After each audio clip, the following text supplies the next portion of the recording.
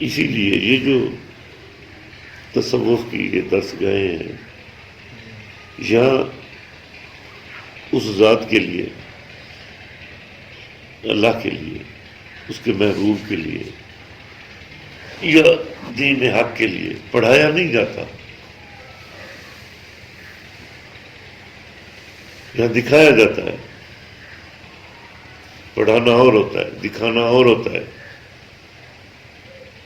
اور پھر ویسے حدیث شریف میں بھی آتا ہے لا اقبل لہ عبادت الا کلہ الا بمعرفت اللہ، اللہ کسی بشر کی عبادت قبول نہیں کرتا جب تک اسے اللہ کی معرفت نہ ہو۔ جب نہیں کرتا تو پھر نہیں کرتا۔ اب یا تجھے کہیں ہمیں معرفت ہے خدا کی، اگر نہیں ہے تو پھر تو قبول نہیں ہوگی، کیونکہ یہ فرمان رسول ہے۔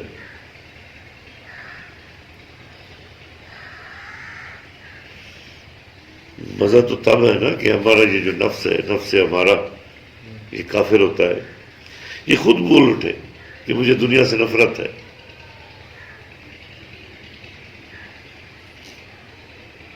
اور نفس کافر کو، اس نفس ہمارا کو، سرکش کو کس طرح قابو کرنا ہے، اسی کا نام تو طریقت ہے۔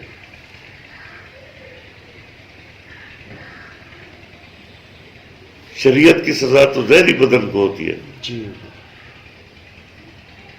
کوڑے مار دو، درے مار دو، شراب پیا ہے تو یہ کر دو، زنا کیا ہے تو یہ کوڑے مارو، یہی سزا ہے شریعت۔ جی چوری کی ہے ہاتھ کاٹ دو، جسم کو ہے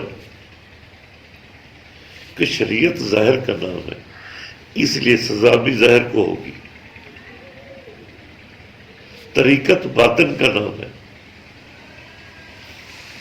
اصل میں معاملہ تو باطن سے خراب ہے، ظاہر سے خراب نہیں ہے۔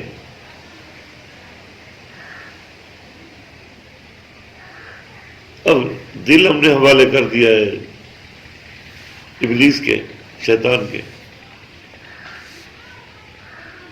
دل پہ اس کا قبضہ ہے۔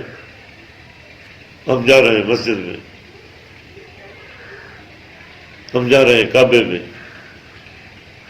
اور وہ ابلیس بڑا خوش ہوتا ہے کہ دیکھو پاگل کو، یہ دل میرے حوالے اس نے کیا ہوا ہے ادھر مسجد میں، اب کس کو دھوکہ دینے جا رہا ہے؟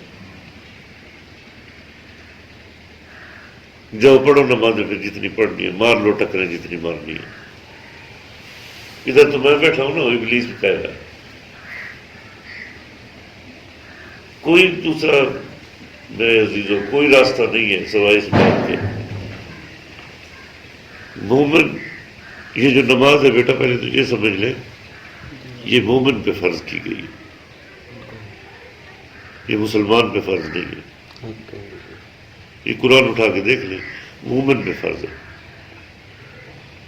اور مومن مسلمان سے آگے کی ڈگری ہے۔ میں نے کل آپ کو قرآن کی آیتیں کھول کے دکھائی کہ جب عرب والوں نے کہا کہ یا رسول اللہ ہم تو مومن ہو گئے کلمہ پڑھ کے، یہ سورہ اعراف میں کل نہیں دکھایا تھا، جی مومن ہو گئے، تو فوراً وہی نازل ہو گئی کہ میرے حبیب نے کہہ دیں کہ تم مومن نہیں ہو، ہاں تم یہ کہو کہ ہم نے اسلام قبول کیا ہے، مسلمان ہو گئے ہیں بس۔ مومن کیوں نہیں ہو؟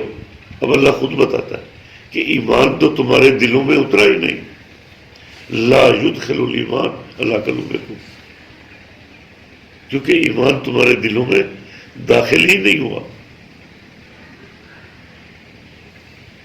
تو زبان سے کلمہ پڑھنے کا نام تو مومن ہونا نہیں ہے نا۔ تو نماز مومن پہ فرض ہے۔ اللہ نے مومن کا گھر، یہ دنیا یہاں تو تھوڑے ٹائم کے لیے آتا ہے نا انسان، تو اس کا اصل گھر جو ہے وہ جنت ہے مومن کا، تو وہ گھر اللہ نے رکھا ہے اپنے پاس، ادھر جنت اپنے قبضے میں رکھی ہوئی۔ اور اللہ کا گھر، یہ مسجد اللہ کا گھر نہیں ہے، یہ تو شبیہ ہے، سمت ہے تمہارے سجدہ کرنے کی جگہ۔ ایک سمت متعین ہے، کوئی ادھر مغرب کی طرف خدا تو نہیں بیٹھا کہ اس کو سجدہ کر رہے ہو، وہاں تو آگے گارے مٹی کی دیواریں ہیں، مسجد میں ہیں یا کعبے میں ہیں، پتھر کی صحیح چلو، یہ خدا تھوڑی ہے. تو پھر خدا کہاں ہے؟ اس کا گھر کہاں ہے؟ تو اللہ خود بتاتا ہے کہ میرا گھر جو ہے وہ مومن کا دل ہے، اس کا جو قلب ہے،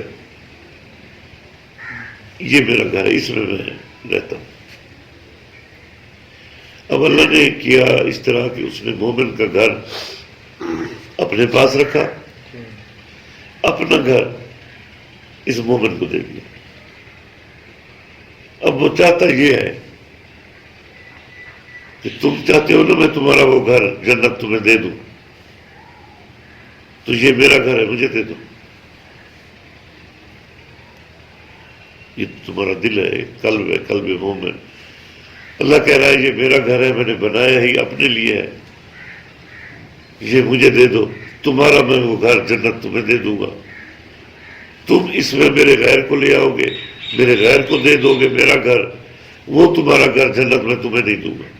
چاہے کعبے میں مر جاؤ، چاہے جنت البقیع میں دفن ہو جاؤ، چاہے ساری زندگی ایک ہی سجدے میں گزار دو، وہ گھر نہیں ملے گا، کیونکہ اللہ کا گھر تم نے اسے نہیں دیا. اس میں کوئی فرقے کی بات نہیں ہے، کوئی اس کی، بس ایک ہی اس کی شرط ہے کہ اس کے حوالے کر دو. یا وہ اپنی، کیونکہ وہ وحدہ لا شریک ہے، وہ شرکت برداشت نہیں کرتا. اسی لیے تو قرآن میں کہہ رہا ہے کہ میں شرک جو ہے یہ میں کبھی معاف نہیں کروں گا، یعنی کہ شرکت وہ برداشت نہیں کرتا. اب یہ نہیں ہے کہ ادھر آدھا تو ہم دے دیں دنیا کو، آدھا دے دیں ابلیس کو، اور آدھا گھر دے دیجیے اللہ کو. یہ نہیں ہو سکتا. ایک ہی دل ہے، ایک ہی کے لیے ہے، اس نے بنایا بھی اپنے لیے ہے. وہ چاہتا ہے یہ میں نے اپنے لیے بنایا ہے، تم نے میرے غیر کو دے دیا ہے، وہ مجھے دے دو. الصلاۃ معراج المومن، نماز مومن کی معراج ہے. مسلم کی معراج تو رسول نے نہیں کہا تھا، اگر مسلمان پہ فرض ہوتی. الصلاۃ معراج المومن، مومن کی معراج ہے، کہ مومن کو ہی معراج ہو سکتا ہے نماز میں نا، اللہ کا دیدار ہوتا ہے. بے شک. اب ان کو جو پتہ ہی نہ ہو کہ نماز ہے کیا، یہ پڑھ کیوں رہے ہیں، یہ تو بس یہ جسم کے اوپر نیچے ہونے کو نماز کہہ رہے ہو. یہ نماز نہیں ہے بھائی میرے، یہ تو تمہاری ورزش ہے.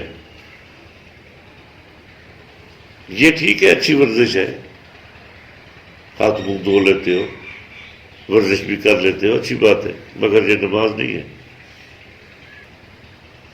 یہ ایسا عمل ہے جو بندہ ڈائریکٹ اپنے اللہ سے مخاطب ہے، اور خدا بندے سے مخاطب ہوتا ہے، جس سے بات کر رہا ہوتا ہے. سمیع اللہ لمن حمدہ کیا مطلب ہے؟ ربنا لک الحمد کیا مطلب ہے؟ ہاں میرے بندے سن لی ہے میں تیری بات، سن رہا ہوں میں تیری ہر بات. پھر یہ کہتا ہے ربنا لک الحمد، اور اس کے شکر کے لیے سجدے میں چلا جاتا ہے. تو کتنا عظیم ہے، کتنا کریم ہے. میری تو دنیا کا کوئی بندہ بات سننے کو تیار نہیں تھا، تو نے اللہ ہو کہ میری بات سن لی، تیرا دھیان میری طرف ہے. اور اس کے شکر میں سجدہ کرتا ہے، پھر اور سجدہ کر دیتا ہے. وہ کہتے تشہد پہ بیٹھا ہے، یہ جو ایسے بیٹھنا ہوتا ہے، اس کے بعد سلام نہیں پھیر دیتے، جسے کیا کہتے ہیں تشہد. تو تشہد کا کیا مطلب ہے؟ یہ نکلا ہے مشہود سے، شہود، شاہد، مشہود، گواہی دینا، دیکھ کے گواہی. کس کو دیکھ رہے ہو؟ روبرو ہونا. کس کے روبرو ہو رہے ہو؟ ملا کی اذاں اور مجاہد کی اذاں اور شاہی کا مقام اور ہے، کرگس کا مقام اور